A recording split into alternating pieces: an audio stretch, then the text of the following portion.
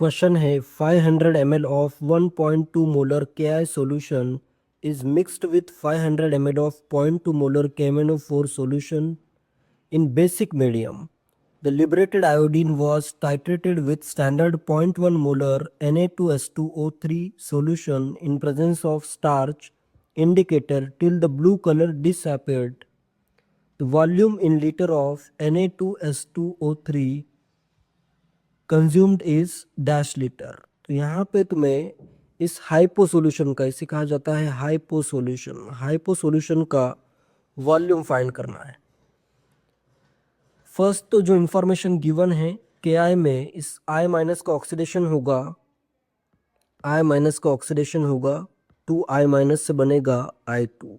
इसमें 2 electron remove हुए हैं, इधर ऑक्सीडेशन स्टेट -1 है, I2 में ऑक्सीडेशन स्टेट 0 है। एक आयोडीन से 1 इलेक्ट्रॉन रिमूव हुआ, दो आयोडाइड से 2 इलेक्ट्रॉन रिमूव हुआ है। एंड नेक्स्ट यहाँ पे अपना ऑक्सीडाइजिंग एजेंट, ये अपनी ऑक्सीडेशन की रिएक्शन हो गई। एंड नेक्स्ट इधर रिडक्शन की जो रिएक्शन होगी, इसमें ऑक्सीडाइजिंग एजेंट है अपना MnO4- एंड बेसिक मीडियम में ये फॉर्म होता है या कन्वर्ट होता है MnO2 में। तो यहाँ पे बहुत इंपॉर्टेंट है कि बेसिक मीडियम में इसका ऑक्सीडेशन स्टेट +4 होगा। यहाँ पे अगर मिस्टेक होती है तो आंसर रॉन्ग आएगा, क्योंकि एसिडिक मीडियम में ऑक्सीडेशन स्टेट +2 में कन्वर्ट होता है, बेसिक मीडियम या न्यूट्रल मीडियम में +4 में कन्वर्ट होता है, एंड स्ट्रांगली बेसिक मीडियम में Mn +7 से +6 में कन्वर्ट होता है। तो ये इन्फॉर्मेशन बहुत इंपॉर्टेंट है। तो बेसिक मीडियम गिवन है, तो यहाँ पे अपने को प्रोडक्ट MnO2 ही फॉर्म करना पड़ेगा। Mn का ऑक्सीडेशन स्टेट पर मैग्नेट में आता है +7 से +4। यहाँ पे 3 इलेक्ट्रॉन रिमूव हुए हैं, लेफ्ट साइड में ऐड कर देता हूँ। तो यहाँ पे अपने 3 इलेक्ट्रॉन ऐड हो गए हैं, 3 इलेक्ट्रॉन। रिएक्शन को बैलेंस करने के लिए ऊपर की रिएक्शन को 3 से मल्टीप्लाई करता हूँ, नीचे की रिएक्शन को 2 से मल्टीप्लाई करता हूँ, जिससे ऊपर भी 6 इलेक्ट्रॉन आएंगे और नीचे भी 6 इलेक्ट्रॉन होंगे। बैलेंस रिएक्शन होगी 6I- plus 2MnO4- giving 3I2 plus 2MnO2। Next in दोनों के मोल्स गिवन है। के आई के अपने पास मोलारिटी इंटू वॉल्यूम 0.6 मोल के आई के है, तो इधर है ये 0.6 मोल। एंड MnO4- के 0.5 इंटू 0.1 मोल है, इसका अपने पास है 0.1 मोल।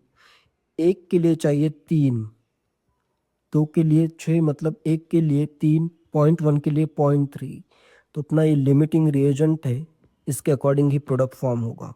तो इधर जो रिएक्ट होगा, रिएक्टेड अमाउंट, ये इनिशियल अमाउंट आया है, तो ये लिमिटिंग रिएजेंट पूरा रिएक्ट होगा, ये 0.1 मोल रिएक्ट होगा।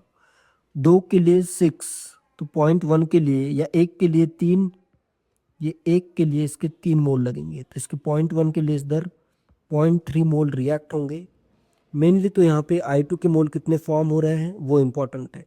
तो अपने पास फाइनली इसके 0.3 मोल रिएक्ट हुआ है। 0.6 मोल से बना 3 मोल, मतलब आधा बन रहा है, हाफ अमाउंट करना है। 0.6 से बना 3 मोल, 0.3 मोल से बनेगा, इसका आधा करोगे तो 0.15 मोल I2 फॉर्म हो जाएगा। यहाँ पे अपना I2 का अमाउंट आ रहा है 0.15 मोल। और यही लिबरेटेड आयोडीन सेकेंड हाइपो के रिएक्शन में यूज करना है। ये तो बहुत ही कॉमन रिएक्शन है। हाइपो की रिएक्शन I2 के साथ डायरेक्टली रिएक्शन लिख देता हूँ। I2 की रिएक्शन होती है 2S2O3 2-, जिससे बनते हैं 2I-। ये I2 पूरा कंज्यूम करना है, एंड साथ में बनता है S4O6 2-। तो ये बैलेंस रिएक्शन है। I2 के अगर 0.15 मोल है, तो इस हाइपो के अपने पास इसके डबल 0.3 मोल होंगे। और हाइपो के अगर 0.3 मोल है एंड इसकी मोलरिटी गिवन है 0.1 molar, number of moles is equal to molarity 0.1 molar into its volume in litre. तो इस हाइपो का जो वॉल्यूम आएगा वो आ जाएगा 0.3 बाय 0.13 लीटर। तो ये जो वॉल्यूम है इन लीटर ही फाइंड करना है। The volume in litre of Na2S2O3 consumed is 3 litre. तो इस क्वेश्चन का आंसर होगा 3 litre. That's it. Thank you.